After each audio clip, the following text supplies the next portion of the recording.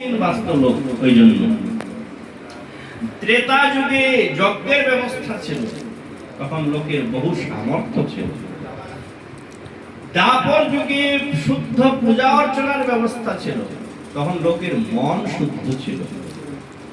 কিন্তু এখন আমাদের হাতে কিছুই নেই, আমাদের আয়ু নাই যে ধ্যান করবো অনেকদিন, আমাদের সামর্থ্য নাই, শুদ্ধতা নাই যে আমরা যজ্ঞ করব। আমাদের মন চঞ্চল, পূজা অর্চনা করলেও আমাদের আমাদের মনেই বসবে না, আমাদের ঘন্টাতেই বাড়ি যায়, তাই না? বলুন হরে কৃষ্ণ। দেখেন না,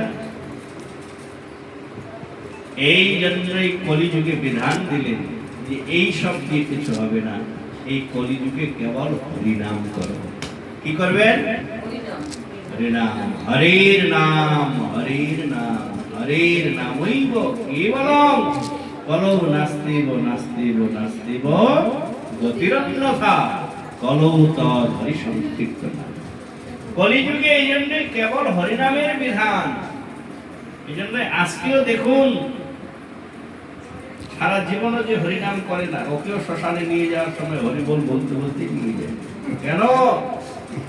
সবাই এটা জানে যে নাম বিনা কলিকালে নাহিয়ার ধর্ম, সর্বমন্ত্র সার নাম এই শাস্ত্র ধর্ম।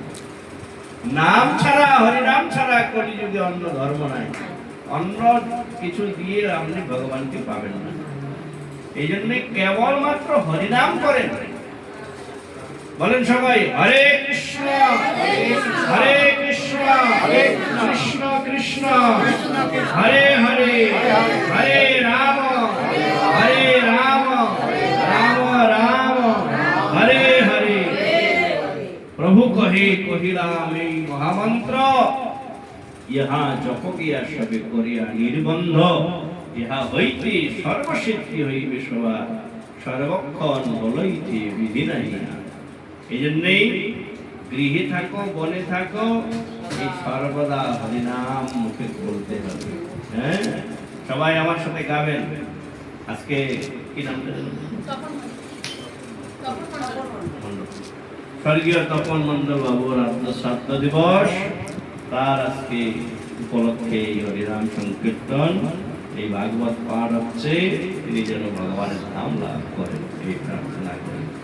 পাঞ্ছা কল্প তরুভ্যশ্চ কৃপা সিন্ধুভ্যেবচ পতিতানাং পাবনেভ্যো।